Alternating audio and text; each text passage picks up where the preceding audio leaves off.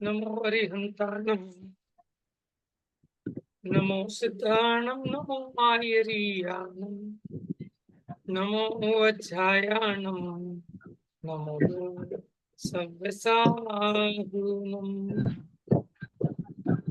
सहजानंद चैतन्य प्रकाशाय महीयसे, नमो नेकांत विश्रांत महिम्ने परमात्मने। पंचास्तिका संग्रह अमृतचंद्राचार्य विरचित समय व्याख्या और जयसेनाचार्य विरचित तात्पर्य वृत्ति, दोनों टीकाओं का इसमें हम लोगों को आस्वादन करने को मिलेगा। अब सबसे पहले अमृतचंद्राचार्य कुछ श्लोक लिखते हैं मंगलाचरण के रूप में। एक एक श्लोक को पढ़ेंगे, उसका अर्थ देखेंगे।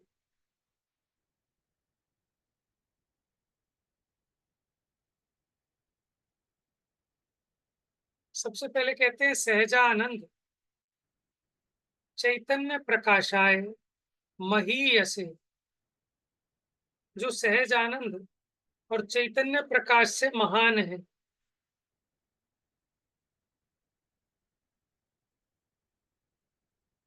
नमो अनेकांत विश्रांत, जो अनेकांत में स्थित हैं, ऐसे महिम्ने मतलब जो महान है, परमात्मा है, उनको नमस्कार। तो देखो यहाँ मंगलाचरण में सबसे पहले परमात्मा को नमस्कार किया। और कैसे हैं परमात्मा? अनेकांत में विश्रांत है। अनेकांत का मतलब होता है अनंत धर्मात्मक। अनेक धर्म, अनेक गुण उनके व्यक्त हो गए हैं, ऐसे अपने स्वरूप में लीन है, ऐसे परमात्मा को नमस्कार। दुर्निवारणायानीक विरोध ध्वंसनौषधि, स्यात्कार जीविता जिया जैनी सिद्धांत पद्धति। श्लोक नंबर 2।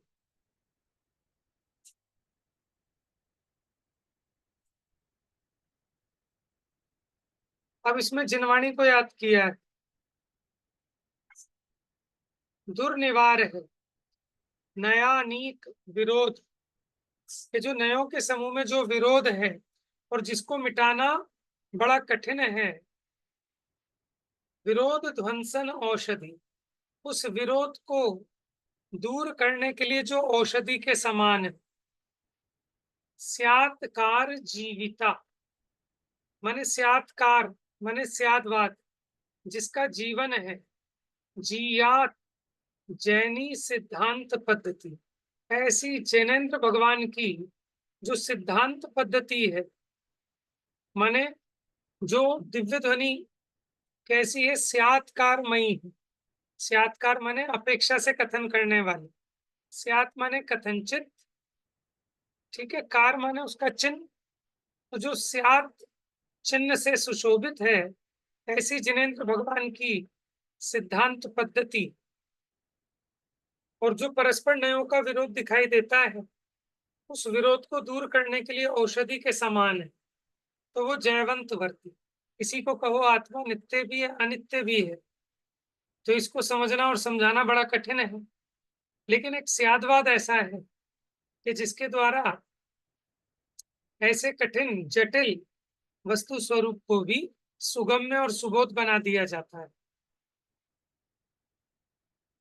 ठीक है, तो पहले में परमात्मा को नमस्कार किया, दूसरे में जिनवाणी को नमस्कार किया। अब प्रतिज्ञा लेते हैं कि मैं पंचास्तिकाय संग्रह सूत्र की टीका लिखूंगा।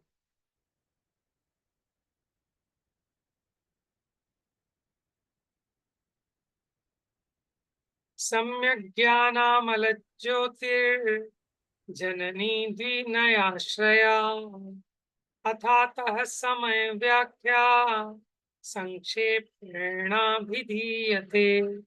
अभिधीयते मैंने कहूंगा, संक्षेप में। समय व्याख्या, समय व्याख्या नामक टीका। अर्थात माने यहां से। कैसी है वो?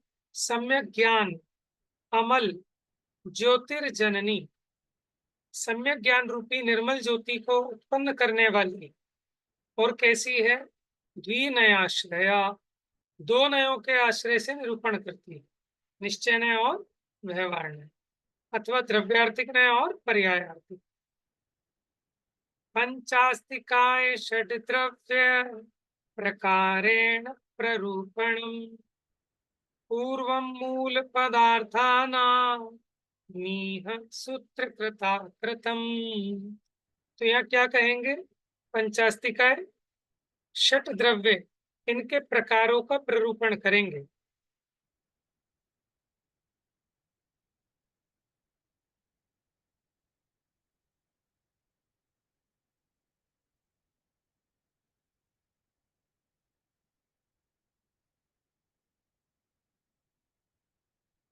तो यहाँ क्या कहते हैं? पंचास्तिकाय षट द्रव्य प्रकारण माने उनके भेद प्रभेदों का प्ररूपण करेंगे। पूर्वम माने पहले अधिकार, मूल पदार्थानामि सूत्रकृता कृतम। तो मूल पदार्थानाम यह सूत्रकृता कृतम। तो यहाँ सबसे पहले, पूर्वम माने सबसे पहले, सूत्रकार मूल पदार्थों का पंचास्तिक है और षट द्रव्य के भेद से निरूपण करते हैं। तो उसके बाद 5वें नंबर का देखिए, जीवा जीवा जीव विपर्याय रूपाणाम चित्र वर्तमनाम ततो नव पदार्थानाम व्यवस्था प्रतिपादिता। तो कहते हैं जीवा जीव द्विपर्याय रूपाणाम, कि जीव और अजीव ऐसे इन दोनों की पर्याय रूप से चित्रवत, चित्रवर्तमनाम तत्व नौ पदार्थानाम। देखो जो 9 पदार्थ हैं, जीव अजीव आश्रव बंध संवर निर्जरा मोक्ष पुण्य पाप, ये जीव की पर्याय रूप और अजीव की पर्याय रूप, ऐसे दो दो प्रकार के हैं। द्रव्याश्रव भाव आश्रव, द्रव्य मोक्ष भाव मोक्ष, ऐसे। तो उसका 9 पदार्थों की व्यवस्था से प्रतिपादन करते हैं। तो 3 अधिकार है। तो दूसरे अधिकार में जीव और अजीव इन दो की पर्यायों रूप 9 पदार्थों की, कि जिनके मार्ग अर्थात कार्य भिन्न भिन्न प्रकार के हैं, उनकी व्यवस्था प्रतिपादित की है। और फिर तीसरे अधिकार में ततस्तत्व परिज्ञान पूर्वेन तृतीयात्मना प्रोक्ता मार्गेण कल्याणी मोक्ष प्राप्तिर पश्चिमा। तत्व परिज्ञान पूर्वेण, तो पहले और दूसरे अधिकार में जो तत्व ज्ञान दिया उस पूर्वक तृतीय आत्मना प्रोक्ताम मार्गे, तृतीय आत्मना माने रत्नत्रय,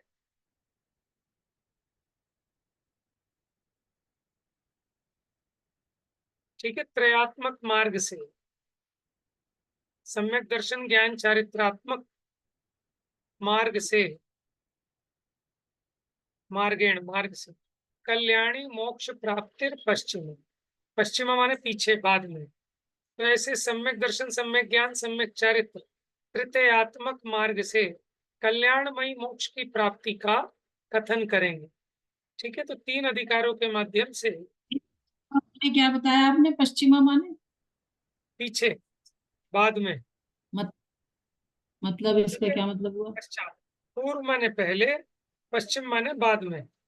तो सबसे पहले देखो, ठीक है। पहले अधिकार में पंचास्तिक है षड द्रव्य का, फिर उसके बाद पश्चात जीव जीव इनकी 2 पर्यायों रूप 9 पदार्थों का। फिर पश्चिमा माने फिर बाद में, पश्चात तत्व ज्ञान के परिज्ञान पूर्वक रत्नत्रय रूप मार्ग से कल्याण स्वरूप उत्तम मोक्ष की प्राप्ति होती है, ऐसे मोक्ष मार्ग अधिकार कहे।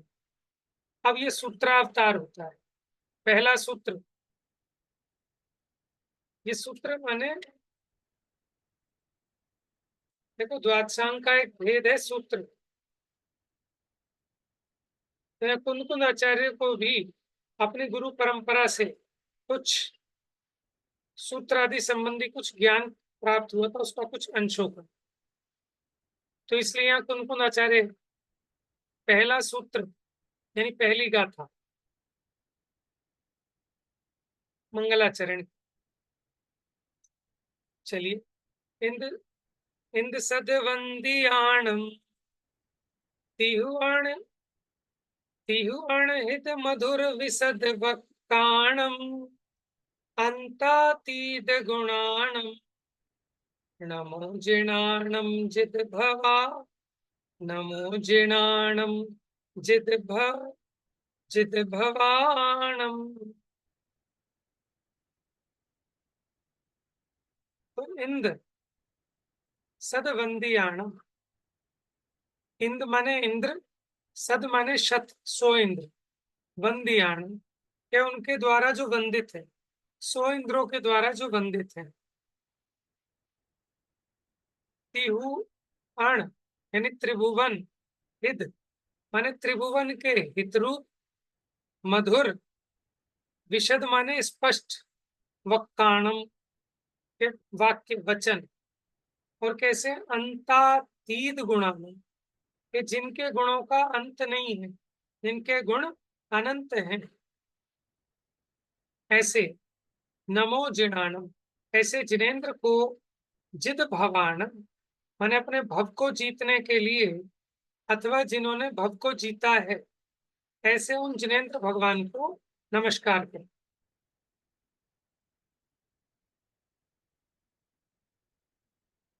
तो ये याद करना पड़ेगा सबको, पहला मंगलाचरण का।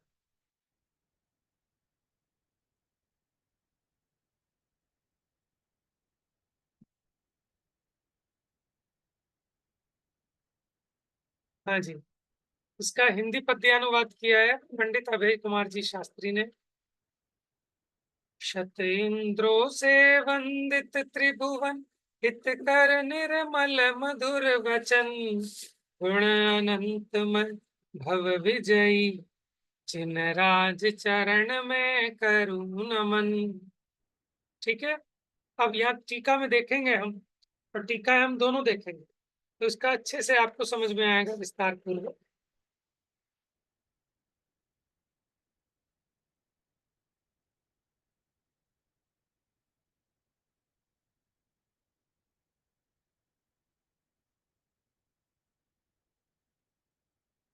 अन्वयार्थ पढ़िए, कौन पढ़ेगा?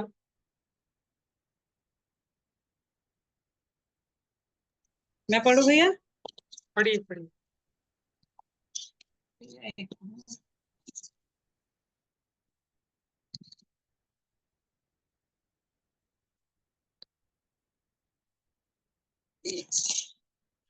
भैया एक मुझे ना रोटेट नहीं हो रही मेरी ना,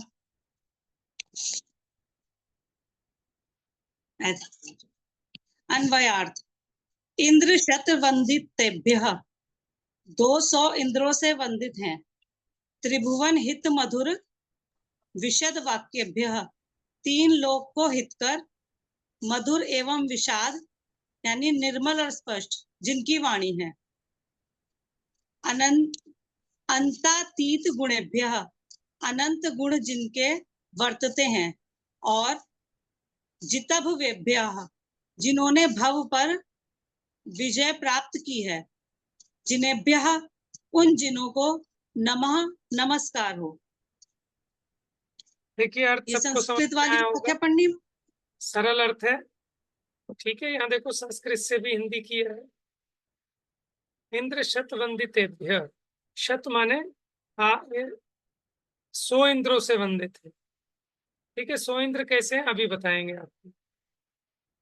माने वो रिप्रेजेंटेटिव हो गए, जिससे कि भवनवासी, व्यंतर, ज्योतिषी और वैमानिक, ठीक है, चारों प्रकार के देवों के रिप्रेजेंटेटिव होते हैं। नरक से कोई नहीं होता, नारकी तो समूशरण में आते ही नहीं। त्रियंचों का एक इंद्र होता है और मनुष्यों का एक इंद्र, ठीक है। इस प्रकार 100 इंद्र होते हैं, अभी गिनती बताएंगे। अब इसका अर्थ एक बार देख लीजिए। इंद्र शत वंदितेभ्य, शत माने 100, तो जो 100 इंद्रों से वंदित है, माने 100 इंद्र जिनकी वंदना करते हैं। त्रिभुवन हित मधुर विशद वाक्य, तो तीनों लोकों को, भुवन माने होते हैं लोक, त्रि माने तीन, तीन भुवन के लिए जो हितकारी, मधुर और विशद माने स्पष्ट वाक्य, जिनके वाक्य हैं, जिनकी वाणी। अंतातीत माने अंत से अतीत, जिसका कोई एंड नहीं है, ऐसे एंडलेस, अनंत गुण जिनके वर्तते हैं। जित भवेभ्य, जिन्होंने भव को जीत लिया। जिनेभ्य, उन जिनों को नमः, नमस्कार हो। अब ये समय वाक्य तो संस्कृत है, इसका हिंदी अनुवाद है। पढ़िए भाभी जी टीका।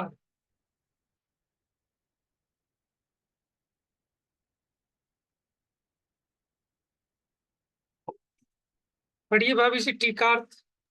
अच्छा भैया, वो अनम्यूट हुए बिना बोले जा रही थी मैं। टीकार्थ, यहाँ जिनों को नमस्कार हो, ऐसा कहकर शास्त्र के आदि में जिन भाव नमस्कार रूप असाधारण मंगल कहा, जो अनादि प्रवाह से प्रवर्त। हाँ, यहाँ जिनों को नमस्कार हो, तो जिनेंद्र कितने हैं? देखिए, अन्य लोग तो मानते हैं ईश्वर एक है, लेकिन ऐसा नहीं है। ईश्वर अनंत है, ठीक है, तभी तो हम और आप भी बन सकते हैं। अगर एक ही हो तो कोई दूसरा तो मोक्ष जा ही नहीं सकता, कोई दूसरा तो निराकुल दशा को प्राप्त कर ही नहीं सकता। तो उसका निराकरण करने के लिए यहाँ बहुवचन प्रयोग किया है, ठीक है। जिन एक नहीं है, जिनेंद्र अनंत हैं, हो गए, हो रहे हैं और होते रहेंगे। तो जिनों को नमस्कार हो, ऐसा कहकर शास्त्र के आदि में जिन भाव नमस्कार रूप असाधारण मंगल कहा। असाधारण मंगल कह रहे हैं। देखिए, मंगल कहते हैं शुभ को, और किसी भी कार्य के प्रारंभ में मंगलाचरण क्यों किया जाता है? एक तो कार्य की निर्विघ्न समाप्ति के लिए, दूसरा शिष्टाचार का परिपालन करने के लिए, पुण्य की प्राप्ति के लिए, पाप के नाश के लिए, ठीक है। तो इन और भी अनेक कारण गिनाए हैं। मोटे रूप में 4 कारण याद रखिए। सबसे इंपॉर्टेंट है, ग्रंथ की निर्विघ्न समाप्ति के लिए मंगलाचरण किया जाता है। तो इसके बारे में, मंगलाचरण करने से कैसे विघ्न दूर होते हैं, इसके लिए आप मोक्ष मार्ग प्रकाशक पहला अध्याय पढ़ें। तो यह भाव नमस्कार रूप असाधारण मंगल कहा। देखो, एक होता है द्रव्य नमस्कार और एक होता है भाव नमस्कार, ठीक है। वचन से और काया से जो नमस्कार होता है वो है द्रव्य नमस्कार, और मन से जो नमस्कार होता है वो है भाव नमस्कार। बात समझ में आ गई सबको? चलिए बताइए, भाव नमस्कार क्या होता है? जो मन से होता है। ठीक है, माने इसी को हम हृदय से, हमारा उपयोग भी वहीं लगा हो, वो भाव नमस्कार है। यानी हमारे परिणामों में उनके प्रति जो अहोभाव है, जो उनका बहुमान है, ठीक है, ये नमस्कार है। लेकिन उस समय उपयोग को विशेष एकाग्र करके भगवान का स्मरण करना मन के द्वारा, ये भाव नमस्कार। और मुंह से जय हो, नमस्कार हो, और काया से इस प्रकार भगवान के सामने नतमस्तक होना, ठीक है। काया से और वचन से होने वाला ये पौद्गलिक है, ये पुद्गल की क्रिया है, इसलिए हम इसको कह रहे हैं द्रव्य नमस्कार, ठीक है। और मन के निमित्त से चेतन के जो परिणाम है वो भाव नमस्कार। पढ़िए। जो अनादि प्रवाह से प्रवर्तते हुए चले आ रहे हैं, अनादि प्रवाह से ही प्रवर्तमान 100 इंद्रों से वंदित हैं, ऐसा कहकर सदैव देवादिदेव पने के कारण ही वे अपने असाधारण नमस्कार के योग्य हैं, ऐसा कहा। हाँ जी, जिन देखिए अनादि प्रवाह क्या होता है कि कोई भी तीर्थंकर अनादि के नहीं है, लेकिन ये तीर्थंकरों का सिलसिला अनादि प्रवाह से चला आ रहा है, ठीक है ना, होते आ रहे हैं। क्योंकि कोई भी जीव जो भगवान बना, संसार के अभाव पूर्वक भगवान बना है। हमारे यहाँ ऐसा नहीं कि कोई बाय बर्थ ही भगवान थे, ठीक है, सब हमारे और आपके जैसे ही संसारी थे। तो वो संसार दशा को मिटकर उन्होंने सिद्ध दशा को प्राप्त किया, अनंत दशा को प्राप्त किया। ऐसे वो जिनेंद्र अनादि प्रवाह से होते चले आ रहे हैं और अनादि से ही 100 इंद्रों से वंदित है। तो इसलिए भगवान का कौन सा विशेषण सिद्ध हुआ इस बात से कि वो देवाधिदेव है, देवों के भी देव हैं, माने देवता भी जिनको पूजते हैं वो कहलाए देवाधिदेव, ठीक है। इसलिए वो असाधारण नमस्कार के योग्य है। देखो 100 इंद्र कौन से होते हैं आपको बताऊं। देखो भवनवासी के 10 भेद होते हैं, व्यंतरों के 8 भेद होते हैं, आपने पढ़े हैं ना। तो भवनवासी के जो 10 भेद हैं, हर एक भेद का एक एक इंद्र और एक एक प्रतिंद्र, ठीक है, कितने हो गए? 20। हाँ, लेकिन सुनो, भवनवासी में 2-2 इंद्र और 2-2 प्रतिंद्र होते हैं, 40 हो गए। ठीक है। भवनवासियों के हो गए 40 इंद्र। हम्म, व्यंतर के 8 भेद हैं, उन 8 के आप लगाओ 2-2 इंद्र 2-2 प्रतिंद्र, 32। 32। कितने हो गए? 72, 22। ठीक है। देखो वैमानिकों में देखो, वैमानिकों में 12 इंद्र होते हैं, यद्यपि 16 स्वर्ग हैं, लेकिन आपने पढ़ा है ना 16 स्वर्गों के इंद्र 12 हैं। तो 12 दक्षिण के, 12 उत्तर के, 24 हो गए। नहीं, 12 इंद्र और 12 प्रतिंद्र, ठीक है, 12 इंद्र और 12 प्रतिंद्र, कितने हो गए? 24 हो गए। 24। जोड़ो 72 और 24, 96। 96। 96, ठीक है। ज्योतिषी में दो होते हैं ना एक सूर्य और एक चंद्रमा, चंद्रमा है इंद्र और सूर्य है प्रतिंद्र, कितने हो गए? 98। 98। और त्रियंचों का इंद्र है अष्टापद। त्रियंचों में इंद्र कौन है? अष्टापद। अष्टाप। वो सिंह की जाति का एक पशु पशु होता था, आजकल अनुपलब्ध है। आप ये समझ लो सिंह मान लो, सिंह भी गिना देते हैं उसकी। कहते हैं उसके 8 पैर होते थे, 4 ऊपर 4 नीचे। अष्टापद तो बड़ा विशाल होता था, बहुत बड़ा। तो उसी के नाम पर कैलाश पर्वत का नाम अष्टापद भी है, क्योंकि वो अष्टापद वहां पाए जाते होंगे, इसीलिए शायद कैलाश पर्वत का नाम अष्टापद है। आदिनाथ भगवान अष्टापद से मोक्ष गए हैं ना, ठीक है। तो ये ना समझे जैसे शेरा वाली माता शेर पे बैठ के, कोई समझे देखो हमारे आदिनाथ भगवान भी शेर पे मोक्ष गए हैं, अष्टापद से मोक्ष पधारे। अष्टापद जगह का नाम है जहां से मोक्ष गए हैं, कैलाश पर्वत। और अष्टापद त्रियंचों का राजा है, त्रियंचों का चक्रवर्ती कहते हैं उसको, और मनुष्यों का चक्रवर्ती, ठीक है। तो इस प्रकार 100 इंद्र हो गए जो अपने अपने उसको रिप्रेजेंट कर रहे हैं, अपने अपने समुदाय। ऐसे आप ये सोचो कि जब इंद्र ही नतमस्तक हो गए तो अब कौन बचा? और तीनों लोग के हो गए। देखो वैमानिक तो ऊपर रहते हैं उर्दू लोक में, मध्यलोक में ज्योतिषी, अधोलोक में भवनवासी और व्यंतर भी हैं। व्यंतर मध्यलोक में भी हैं। इसलिए उर्दू लोक, मध्यलोक, अधोलोक, तीनों लोकों भैया के इंद्रों ये ज्योतिष इंद्र मध्यलोक में रहते हैं? और क्या, मध्यलोक में है। देखो, सुमेरु पर्वत है 1,40,000 योजन ऊंचा। उसके ऊपर एक आड़े बाल के अंतर से पहला विमान है, सौधर्म स्वर्ग का ऋजु विमान है।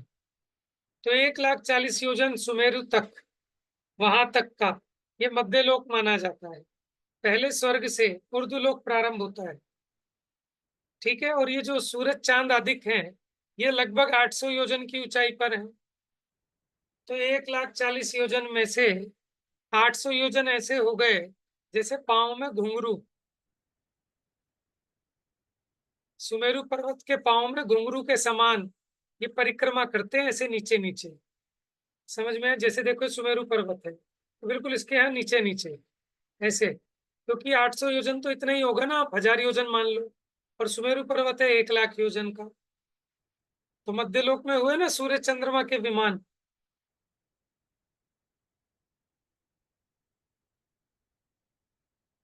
तो ये समझ में आया आपको पहला विशेषण, देवादिदेव। जब इनके हेड ने पूज लिया तो इसका मतलब वो तीनों लोक, ठीक है, किसको पूजता है? जिनेंद्र परमात्मा को। उनके भवनों में, देवों के भवनों में अकृत्रिम चैत्यालय होते हैं जिनेंद्र परमात्मा के। और उसके अलावा पंचकल्याणकादिक में भी ये देव आते हैं। समोशरण में तिर्यंच और मनुष्य तो होते ही हैं। चलिए आगे पढ़ते हैं। जिनकी वाणी अर्थात दिव्य ध्वनि तीन लोकों ऊर्ध्व अधो मध्य लोकवर्ती समस्त जीव समूह को निर्बाध विशुद्ध आत्म तत्व की उपलब्धि का उपाय कहने वाली होने से हितकर है, परमार्थ रसिक जनों के मन को हरने वाली होने से मधुर है, और समस्त शंका आदि दोषों के स्थान दूर कर देने से विशद यानी निर्मल और स्पष्ट है। ऐसा कहकर जिन देव समस्त वस्तु के यथार्थ स्वरूप। हाँ जी, देखिए जिनेंद्र भगवान की वाणी कैसी है? ऊर्ध्व अधो और मध्य लोकवर्ती समस्त जीव समूह को निर्बाध माने बिना बाधा के विशुद्ध आत्म तत्व की उपलब्धि कैसे हो उसका उपाय कहने वाली है, इसलिए सबके लिए हितकारी। ये अलग बात है कि कोई उसे हितकारी ना माने, लेकिन है सबके लिए हितकारी।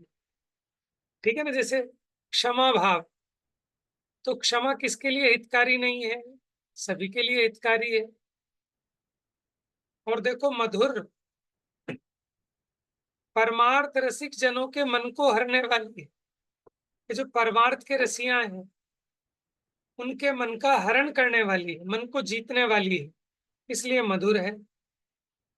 और समस्त शंकादि दोषों को दूर करने वाली है, इसलिए विशद माने स्पष्ट है, निर्मल है। ऐसा कहकर जिन देव समस्त वस्तु के यथार्थ स्वरूप के उपदेशक होने से विचारवंत बुद्धिमान पुरुषों के बहुमान के योग्य हैं, ऐसा कहा है। ठीक है, जो विचारवान है उनके द्वारा आदरणीय है, वंदित है। आगे पढ़िए। अनंत क्षेत्र जी, असुर कुमार देव वगैरह आएंगे जो पंख बहुल भाग में रहते हैं। हाँ जी, अधोलोक के है जो भवनवासियों के जो भेद है ना, असुर कुमार आदिक, तो वो सब हाँ जी। रहते हैं अधोलोक में, भवन है उनके। हाँ, तो ये अधोलोक में जो काय की अधोलोक अधो मतलब ऊर्ध्व तो मध्य और अधो में काय, तो अधो में वो आएंगे ना असुर कुमार देव वगैरह।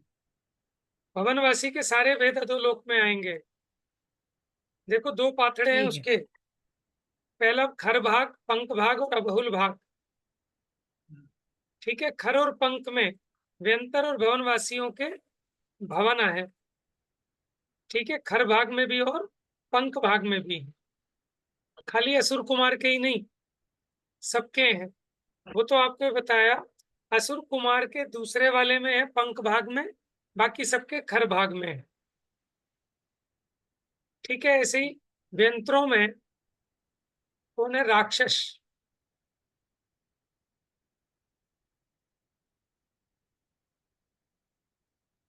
यक्ष, हाँ, राक्षस, मतलब उन भूत, सब के पिशाच। ऊर्ध्व मध्य और अधो में, फिर ये इसलिए अधो का भी भाव दिया है ना उन्होंने, उन लोगों के लिए ही दिया है ना ये, देवों के हाँ, लिए। भवनवासी और व्यंत्रों के लिए। नार नारकियों तक तो पहुंच ही नहीं सकती ना उनकी वाणी। नहीं, नारकी तो उसके नीचे है, अब बहुल भाग से स्टार्ट होते हैं नारकी, वहां नहीं है भवन। नारकी जहां से स्टार्ट ठीक होते हैं उसके पहले है, वो भी अधोलोक ही। ठीक है। ठीक है। पढ़िए। अनंत क्षेत्र से अंत रहित और काल से अंत रहित परम चैतन्य शक्ति के विलास स्वरूप गुण जिनके वर्तते हैं, ऐसा कहकर जिन्हों को परम अद्भुत ज्ञानातिशय प्रकट होने के कारण ज्ञानातिशय को प्राप्त योगिंद्रों से भी वंदे हैं, ऐसा कहा। भव अर्थात देखिए, संसार पर जिन्होंने विजय प्राप्त की है, ऐसा कहकर कृतकृत्यपना प्रकट हो जाने से वे ही अन्य अकृतकृत्य जीवों को शरणभूत हैं, ऐसा उपदेश दिया। ऐसा सर्व पदों का तात्पर्य है। देखो, अनंत क्षेत्र से अंत रहित। देखो, ज्ञान की अपेक्षा कह रहे हैं कि ऐसा कोई क्षेत्र नहीं है जो उनके ज्ञान का विषय ना हो। तो क्षेत्र से अंतरहित, अंतातीत कहा था ना, तो क्षेत्र से भी अंतरहित और काल से भी अंतरहित, क्योंकि तीनों कालों में होते हैं। ठीक है, तीर्थंकर परमात्मा भूतकाल में भी हुए, भविष्य में भी होंगे और वर्तमान में भी हुए, हो रहे हैं, यहाँ से नहीं तो विदेश क्षेत्र से हो रहे हैं। परम चैतन्य शक्ति के विलास स्वरूप गुण जिनके वर्तते हैं, यानी परम अद्भुत ज्ञानातिशय प्रकट होने के कारण जो ज्ञान की अतिशयता को प्राप्त ऐसे गणधर परमात्मा है, वो गणधर परमात्मा भी जिनकी वंदना करते हैं। समझ में आया?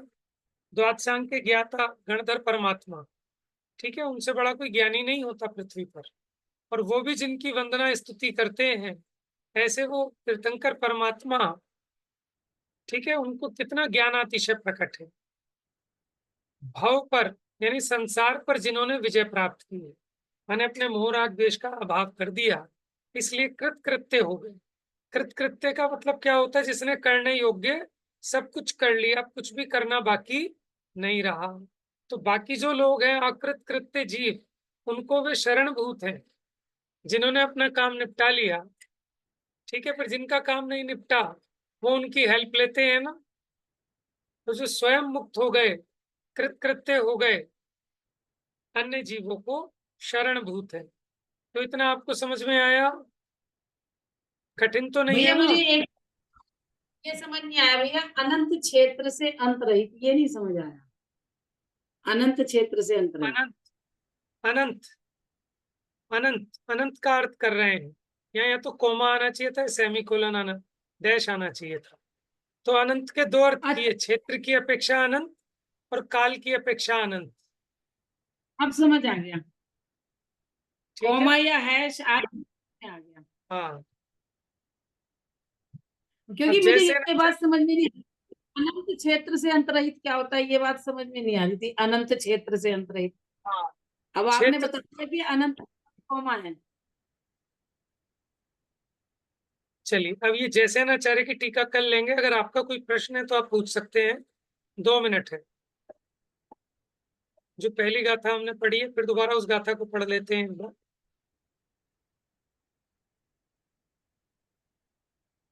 इन इंद सद वंदियाणम, अर्थ समझते हुए चलना। तिहुहण हिद मधुर विसद वक्ताणम, अंतातीत गुणाणम, नमो जिणाणम जिद भवाणम। थोड़ा सा ना सेकंड वाली जो लाइन है, उसमें या तो मेरे पढ़ने में कुछ गड़बड़ हो रही है, या इसमें कोई अक्षर जिसका उच्चारण मैं छोटा या बड़ा कर रहा हूँ, क्योंकि सेकंड लाइन फिट नहीं बैठ रही मेरे उच्चारण में। तो देखिए फिर से इसका, इन यानी इंद्र, सद माने शत, वंदियाणम के 100 इंद्रों के द्वारा वंदित हैं। पहला विशेषण, 100 इंद्रों के द्वारा वंदित होने से कौन सा गुण बताया उनका? देवादि देव है। देव बनेगा। ठीक है। तिहु अण, तिहु अण माने त्रिभुवन, हित हितकारी, मधुर, विशद माने स्पष्ट, वक्काणम माने वाक्य वचन है। और कैसे वचन है उनके? तीनों लोगों को हितकारी, मधुर और स्पष्ट ऐसे वचन है, ऐसी वाणी है। अंतातीद गुणानम, गुणों की अपेक्षा वो अंत से रहित है, अनंत है उनके गुण। नमो जिणानम, ऐसे जिनेंद्र भगवान को मैं नमस्कार करता हूँ, जिन्होंने जिद भवानम, भवों को जीता है। अब आपका कोई प्रश्न है तो पूछिए, नहीं तो शेष चर्चा कल करें। कल हम जयसेन आचार्य की टीका देखेंगे। आज हमने अमृत चंद्र आचार्य की टीका देखी पहली गाथा पर। ठीक है, देखो ये संस्कृत में टीका है, हमने इसका हिंदी अनुवाद पढ़ा है। और अब ये समय तात्पर्य वृत्ति जयसेन आचार्य की टीका होगी, उसके पहले उन्होंने अपना सूत्र लिखा, श्लोक लिखा मंगलाचरण के लिए, फिर वो टीका करेंगे इस गाथा की, संस्कृत में ही है और यहाँ हमारे पास उसका हिंदी अनुवाद भी है। तो यही पहली गाथा अभी हमने अमृत चंद्र आचार्य की टीका से पढ़ी थी, और यही पहली गाथा फिर जयसेन आचार्य की टीका से पढ़ेंगे। ठीक है, चलिए। जा वाणी के ज्ञान से सूझे लोकालो, सो वाणी मस्तक नमो सदा देत हूँ धो।